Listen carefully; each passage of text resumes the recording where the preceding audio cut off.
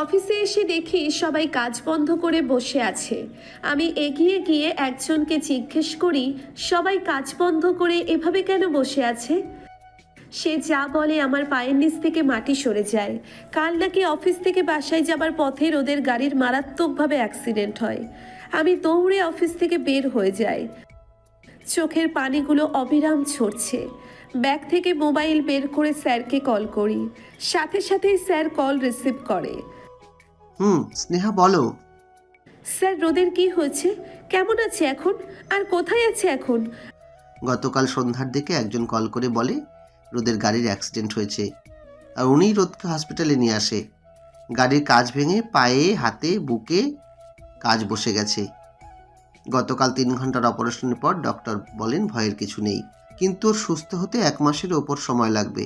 আর সবচেয়ে খারাপ খবর হলো ওর ডান হাতটা ভেঙে গেছে। ডক্টর প্লাস্টার করে দিয়েছে, কিন্তু হাত পুরোপুরি ভালো হতে অনেক দিন সময় লাগবে। আমাকে আপনি ঠিকানাটা মেসেজ করে পাঠান স্যার, আমি রোদকে দেখব। ঠিক আছে, দিচ্ছি। তোমাকেও কিছু বলার আছে, আমি কল করতাম তোমাকে। আমি ঠিকানা দ্রুত পাঠাতে বলে কল কেটে অপেক্ষা করতে থাকি। কয়েক মিনিট পর স্যার ঠিকানা পাঠালে আমি একটা সিএনজি নিয়ে চলে আসি হসপিটালে। রিসেপশনে গিয়ে রোদের নাম বলে জিজ্ঞেস করি কত নাম্বার কেবিনে আছে। রিসেপশনের মেয়েটা আমাকে কেবিন নাম্বার বলতেই আমি দৌড়ে কেবিনের সামনে এসে দেখি স্যার একটা বেঞ্চে মাথায় হাত রেখে বসে আছে। আমাকে উপস্থিত বুঝতে পেরে মাথা তুলে তাকায়। আমাকে দেখে বসা থেকে উঠে দাঁড়ায়। ভিতরে ঘুমিয়ে আছে, ডক্টর ঘুমের ইঞ্জেকশন দিয়ে রেখেছে। ভিতরে যাও, তবে কোনো শব্দ করো না। কোনো রকম চেঁচামেচি রোদের জন্য ক্ষতির কারণ। স্যার, রোদ কোথায়? আমি রোদকে দেখব। আমি কিছু না বলে চুপচাপ কেবিনের ভিতরে ঢুকি। একটা বেডে শুয়ে চোখ বন্ধ করে আছে রোদ। গায়ে হসপিটালের আকাশি রঙের পোশাক পরানো, মাথায় ব্যান্ডেজ করা। ডান হাতটা প্লাস্টার করে বুকের উপর রেখে দিয়েছে। চোখের পানিগুলো আটকে রাখতে চেয়েও আর পারলাম না। টপ টপ করে চোখের পানিগুলো গাল গড়িয়ে ফ্লোরে পড়ছে। রোদের বেডের কাছে এসে এক পলকে তাকিয়ে আছি রোদের মুখের দিকে। একটা হাত ওর গালে রাখি, একটু নিচু হয়ে রোদের কপালে ঠোঁট ছোঁয়াই। নিজেকে সামলাতে পারছি না রোদের এই অবস্থা দেখে। দৌড়ে কেবিন থেকে বের হয়ে দেওয়ালে হেলান দিয়ে শব্দ করে কান্না করতে থাকি। স্যার আমার কাছে এসে আমার কাঁধে হাত রাখে। আমি স্যারকে জড়িয়ে ধরে কান্না করতে থাকি। স্যার আমার মাথায় হাত রেখে বলে, কান্না করো না মা, আমি সবই জানি তোমার আর রোদের ব্যাপারে। রোদ আমাকে সবই বলেছে। ডক্টর বলেছে ঠিক মতো যত্ন নিলে ও তাড়াতাড়ি সুস্থ হয়ে উঠবে। এমনটা কিভাবে হলো স্যার? রোদ কেন এমনটা করলো? এটা একটা অ্যাক্সিডেন্ট, আর দুর্ঘটনায় তো কারো হাত থাকে না। এখন রোদকে সুস্থ করে তোলার দায়িত্ব তোমার। তোমার আম্মুকে নিয়ে আমাদের বাসায় থাকবে যতদিন রোদ সুস্থ না হয়। আর রোদ সুস্থ হয়ে উঠলে আমি তোমাদের বিয়ে দেব। আমার ঘরের লক্ষ্মীকে আমি ঘরে তুলব। নিজেকে সামলাও। রোদকে কবে বাসায় নিয়ে যাওয়া যাবে স্যার? কালকে বাসায় নিয়ে যাব। ডক্টরের সাথে আমার কথা হয়েছে।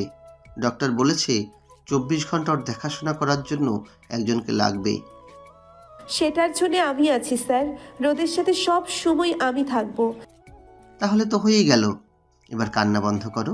এত মিষ্টি মেয়ের চোখে পানি মানায় বলো তো? আমি চোখের পানি মুছে রোদের কেবিনে এসে একটা চেয়ারে টেনে ওর মাথার পাশে বসে থাকি। রোদের মুখের দিকে তাকিয়ে থাকতে থাকতে কখন যে চোখ লেগে গেছে বুঝতে পারিনি। বেডে মাথা রেখে চোখ বন্ধ করে আছি। ঘুম ভাঙতেই সামনে দেয়ালে থাকা ঘোড়ার দিকে তাকিয়ে দেখি 5টা বাজে। আশেপাশে তাকিয়ে বুঝতে পারলাম যে বিকেল হয়ে গিয়েছে। হঠাৎ মনে হলো কেউ আমার পাশে বসে আছে। তাকিয়ে দেখি স্নেহা বেডে মাথা রেখে ঘুমিয়ে আছে। ডান হাত নড়াতে পারছি না, প্লাস্টার করে বুকের উপর রেখে দিয়েছে। বাম হাত স্নেহার মাথায় রাখতেই স্নেহার ঘুমটা ভেঙে যায়। সোজা হয়ে বসে আমার দিকে তাকায়। চোখের পানিগুলো শুকিয়ে দাগ হয়ে আছে। তোমার ঘুম ভেঙে গেছে। কেমন লাগছে এখন? ব্যথা আছে? আমি ঠিক আছি। কি অবস্থা করেছো নিজের এরকম কান্না করে? আমি ঠিক আছি, তুমি একটু শুয়ে থাকো, আমি স্যারকে বলছি ডক্টরকে নিয়ে আসতে। বলেই স্নেহা যেতে নিলে আমি স্নেহার হাত ধরি। স্নেহা হাতের দিকে তাকিয়ে আমার দিকে তাকায়। কি হলো, কিছু লাগবে তোমার? তোমাকে লাগবে। আমার পাশে একটু বসো। আমি তোমার কাছেই আছি, ডক্টর এসে তোমাকে দেখে যাক। আমি ঠিক আছি এখন, আর ডক্টরকে লাগবে না, তুমি আমার পাশে বসো একটু। আমি আর কিছু না বলে রোদের মাথার পাশে বসি। রোদ ফ্যাল করে তাকিয়ে আছে আমার দিকে। অনেক কিছু বলতে চাইছে বুঝতে পারছি, কিন্তু এখন ওর কথা বললে কষ্ট হবে। তাই আমি বলি, এখন তোমাকে কিছু বলতে হবে না, চুপচাপ শুয়ে থাকো, সুস্থ হয়ে নাও আগে, তারপর তোমার সব কথা শুনবো। তোমার হাতটা আমার মাথায় রাখো না। আমি মুচকি হেসে আমার হাত রোদের মাথায় রাখি। একটু একটু পর স্যার ডক্টর নিয়ে কেবিনে আসলে আমি উঠে বসি।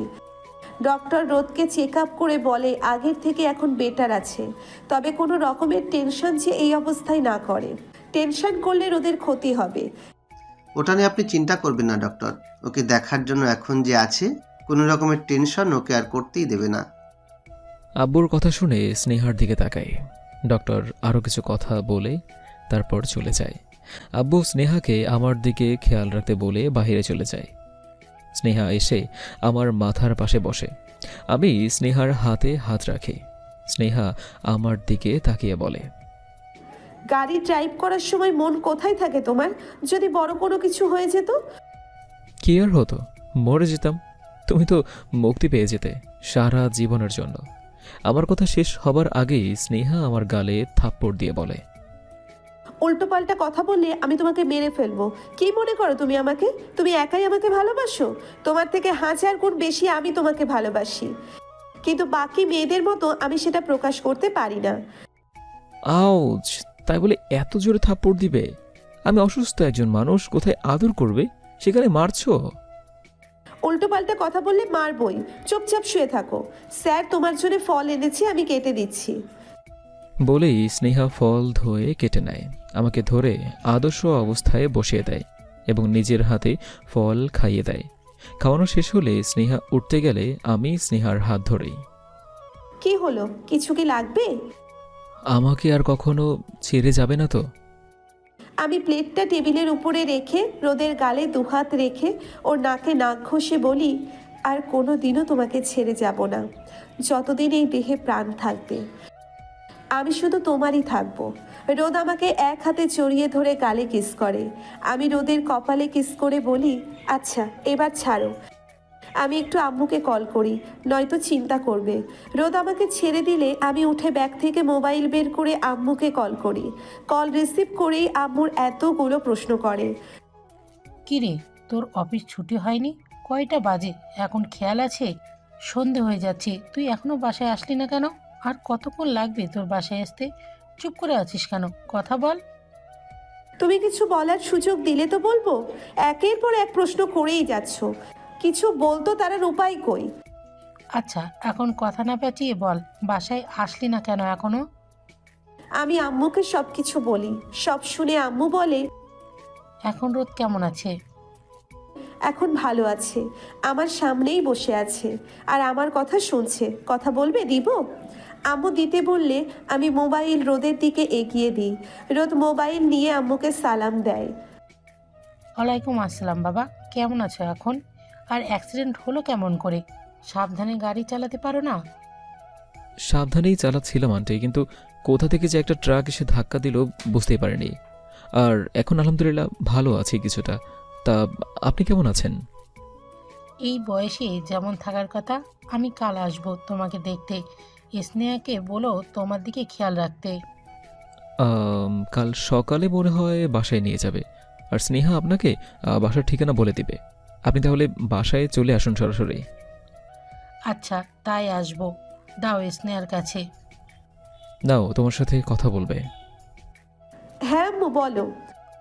রোদের খেয়াল রাখিস, আর ওর বাসায় গিয়ে আমাকে কল করে ঠিকানা বলে দিস। আমি গিয়ে রোদকে দেখে আসবো। রোদের আব্বু বলেছে তোমাকে ওদের বাসায় থাকার জন্যে। স্যার মনে হয় কাল তোমাকে আনতে যাবে। আমি ওদের বাসায় গিয়ে কি করব? পরে সব বলবো, এখন চিন্তা না করে শুয়ে থাকো আর রাতে ডিনার করে তারপর ঘুমিয়ে পড়ো। স্নেহা কথা বলা শেষ করে কল কেটে আমার পাশে এসে বসলো। পরের দিন সকালে হসপিটালের সকল ফর্মালিটিস শেষ করে আমাকে নিয়ে বাসায় চলে আসে। এ অবস্থায় সিঁড়ি দিয়ে ওঠানামা করার প্রয়োজন নেই। নিচে যে গেস্ট রুম আছে সেখানেই থাক। একটু সুস্থ হলে তোর রুমে যাস। ঠিকই বলেছে স্যার, এই অবস্থায় সিঁড়ি দিয়ে ওঠানামা করলে আরো বেশি অবস্থা খারাপ হবে। রহিম ভাই, তুমি রোদকে গেস্ট রুমে দিয়ে আসো। আর স্নেহামা, তোমার বাসার ঠিকানাটা দাও, আমি গিয়ে তোমার আম্মুকে নিয়ে আসি। রহিম কাকা হলো আমাদের বাসার কেয়ারটেকার। আমাকে ধরে গেস্ট রুমে নিয়ে আসে। স্নেহা আব্বুকে ওদের বাসার ঠিকানা দিয়ে রুমে চলে আসে। রহিম কাকা, কিচেনটা কোন দিকে? আমাকে দেখিয়ে দিবেন, চলুন। তুমি কিচেনে গিয়ে কি করবে? ডক্টর তোমাকে এখন ঝাল আর হলুদ খাবার খেতে বারণ করেছে, সেটাই রান্না করব। মেডিসিন নেবার সময় হয়ে যাচ্ছে, তুমি শুয়ে থাকো, আমি তাড়াতাড়ি রান্না শেষ করে আসছি। আমি আর কি বলবো, চুপচাপ শুয়ে আছি। রহিম কাকা স্নেহাকে নিয়ে গিয়ে কিচেনটা দেখিয়ে দেন। কোথায় কি আছে সবকিছু রহিম কাকা আমাকে দেখিয়ে দেয়। আমি রান্না করতে শুরু করি। রান্না শেষ হতে হতে 1 ঘন্টা লেগে যায়। প্লেটে করে খাবার নিয়ে রোদের রুমে আসি। খাবার টেবিলে রেখে একটা তোয়ালে নিয়ে ওয়াশরুমে চলে আসি। ভালো করে পানিতে চুবিয়ে রুমে এসে রোদকে ধরে আধো শোয়া অবস্থায় বসিয়ে দিই। টি শার্ট কিছুটা ওপরে তুলে রোদের শরীর মুছে দিই। এরপর পানি এনে মুখ ধুইয়ে দিয়ে খাবার নিয়ে এসে সামনে বসি। খাবার দেখে রোদের চোখ বড় বড় হয়ে যায়। এসব কি খাবার? আমি এই সাদা খাবার আমি খাবো না। ডক্টর বলেছে ঝাল বা হলুদ দিয়ে এখন খাবার না খাওয়াতে। তাই বলে এমন সাদা? ইস, আমি খাবো না এটা। বাচ্চাদের মতো করছো কেন? চুপচাপ খাবার খেয়ে নাও, নয়তো আমি কিন্তু চলে যাব। থাক, আর ব্ল্যাকমেইল করতে হবে না, দাও খাইয়ে। আমি মুচকি হেসে রোদকে খাইয়ে দিতে থাকি। খাবার মুখে নিয়ে চোখ বন্ধ করে আছে। কোনো রকমে কয়েক লোকমা খেয়ে বলে, আর না প্লিজ, এই খাবার আরেকটু খেলে যা খেয়েছি সব বের হয়ে চলে আসবে। আমি খাবার রেখে রোদের মুখ আমার ওড়না দিয়ে মুছে দিই।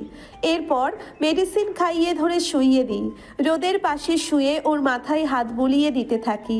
রোদ আমাকে জড়িয়ে ধরে বলে, স্নেহা, আমাকে আর কখনো ছেড়ে যাবে না তো? ওহো, আর কখনো তোমাকে ছেড়ে যাব না। তোমার হয়ে থাকবো বলেই তোমার কাছে সারা জীবনের জন্য চলে এসেছি। স্নেহাকে জড়িয়ে ধরে থাকতে থাকতে ঘুমিয়ে পড়ি। ঘুম ভাঙতেই দেখি স্নেহা পাশে নেই। মোবাইল হাতে নিয়ে দেখি 1টা বেজে গেছে। তুই গিয়ে রোদকে ফ্রেশ করিয়ে দে, ওর মেডিসিন নেওয়ার সময় হয়ে যাচ্ছে তো। আমি মাথা নেড়ে রুমে এসে দেখি রোদ উঠে গেছে। ঘুম ভাঙলো কখন তোমার? একটু আগেই। কোথায় ছিলে তুমি? হলরুমে আম্মু আর স্যারের সাথে বসে কথা বলছিলাম। তুমি একটু অপেক্ষা করো, আমি তোমার শরীর মুছে দেবার ব্যবস্থা করছি। বলেই আমি ওয়াশরুমে এসে একটা বালতিতে করে পানি নিয়ে এসে রোদের টি শার্ট খুলে ওর শরীর মুছে দিই। এরপর গিয়ে খাবার নিয়ে এসে রোদকে খাইয়ে দিয়ে মেডিসিন খাইয়ে দিই। তুমিও গিয়ে খেয়ে আসো, অনেক বেলা হয়ে গেছে। একটু পরে যাচ্ছি, আগে সবকিছু গুছিয়ে নিই। এসব এখন গোছাতে হবে না, তুমি গিয়ে খেয়ে নাও।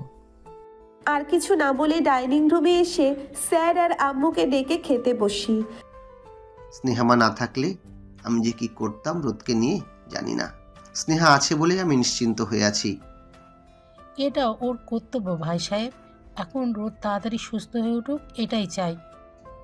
রোদ সুস্থ হয়ে উঠলেই আমি কিন্তু আর দেরি করব না বিয়ান, দমদাম করে ওদের বিয়ের কাজ শেষ করব। আমি আর কি বলবো ভাই সাহেব, আপনি যা ভালো মনে করেন। স্যার আর আম্মুর কথা শুনে ভীষণ লজ্জা করছে। আমার সামনেই আমার বিয়ে নিয়ে কথা বলার কি আছে?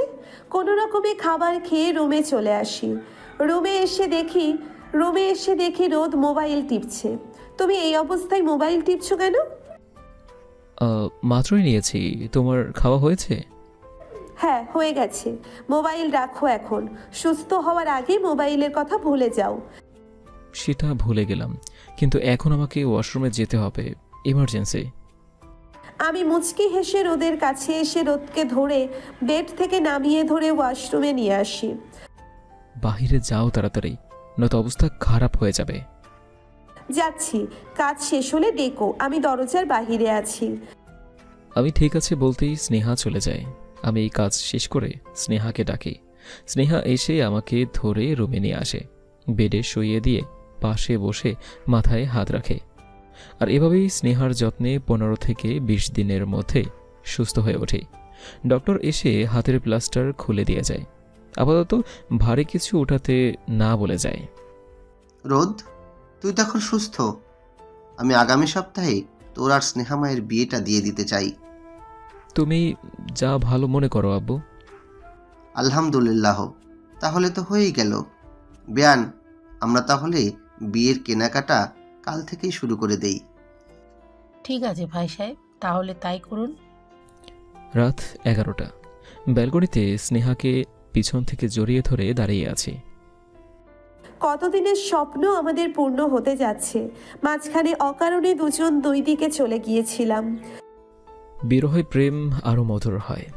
আগে কি হয়েছে না হয়েছে সেটা নিয়ে আর ভাবব না। আমরা নতুন করে আমাদের আগামীটা রঙে রঙে সাজাবো। কেউ কারো ভালোবাসার মানুষকে হারিয়ে আবার পেয়েছে কিনা আমি জানি না। আমি খুব লাকি তোমাকে হারিয়ে আবার পেয়েছি। সবাইকে নিয়ে না ভেবে এখন থেকে শুধু তোমার বরকে নিয়ে ভাবো। আচ্ছা রোদ, একটা কথা সত্যি করে বলবে? মিথ্যা আমি চাইলেও বলতে পারি না, সেটা তো তুমি জানো। আমাকে তুমি মন থেকে ক্ষমা করেছো তো? আমি স্নেহাকে আমার দিকে ঘুরিয়ে কপালে চুমু দিয়ে নাকে নাক ঘষে বলি, আমি সবার সাথে রাগ করে থাকতে পারলেও তোমার সাথে পারি না। সব কিছুর চেয়ে বেশি তোমাকে ভালোবাসি, আর তুমি আমার আত্মার সাথে মিশে আছো। নিজের থেকে কেউ কখনো কি নিজেকে দূরে রাখতে পারে? হ্যাঁ, আমি কিছু না বলে রোদকে শক্ত করে জড়িয়ে ধরি।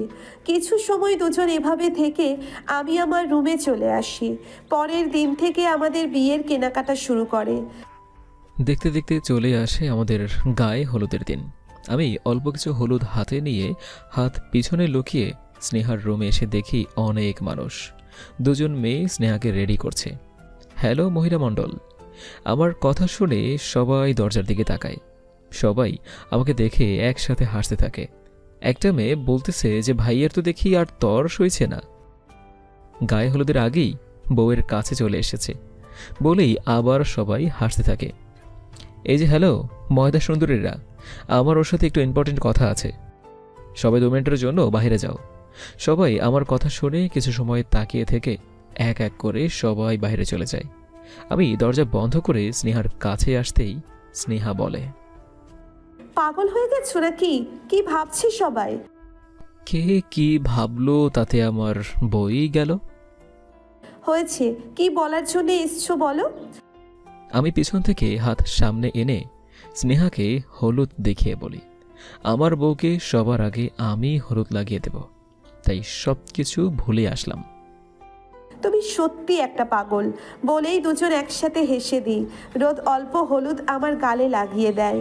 আমিও ওর হাত থেকে একটু হলুদ নিয়ে ওর গালে লাগিয়ে দিই। রোদ আমার গালে চুমু দিয়ে চলে যায়। কিছু সময় পর দুজনকে একসাথে স্টেজে নিয়ে আসা হয়। হলুদের অনুষ্ঠান শেষ হলে সবাই একসাথে নাচ গান করে। আমার এক বান্ধবী আমাকে স্টেজে তুলে বলতো নাচার জন্য। আমি না করলেও শোনে না, জোর করেই নাচতে বাধ্য করে। বক্সে লাউডে গান বাজতে শুরু করে। রসিক রতন বৈরাগে তোমার প্রেমে হায়, মন নিয়েছে বন্ধু তুমি, প্রাণ দেব কোথায়।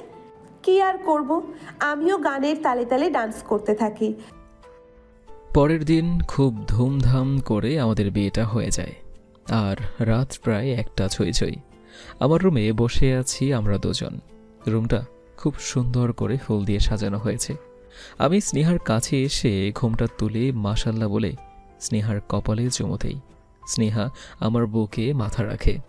সবকিছু শেষে এখন তুমি আমার, আর কোনো বাধা নেই আমাদের জীবনে। তোমার মনে পড়ে এই রাতটা নিয়ে আমাদের কত স্বপ্ন ছিল? তোমার সাথে কাটানো প্রতিটি মুহূর্ত আজও আমার মনে আছে। বলেই রোদ আমাকে ওর বুক থেকে তুলে কপালে চুমু দেয়। আমি চোখ বন্ধ করে নিই। রোদ আমাকে শুইয়ে দিয়ে আমার পাশে শুয়ে পড়ে। 4 চোখ তাকিয়ে আছে একে অপরের দিকে। কিছু সময় পর রোদ আমার চোখের পাতায় কিস করে, এরপর গালে কিস করে 4 ঠোঁট এক করে দেয়। ধীরে ধীরে দুজন হারিয়ে যায় একে অপরের মাঝে। এরপর সব কিছু ইতিহাস। আপনাদের আর ইতিহাস জানতে হবে না। আজকের মতো আসছি, সবাই ভালো থাকুন, আল্লাহ হাফিজ।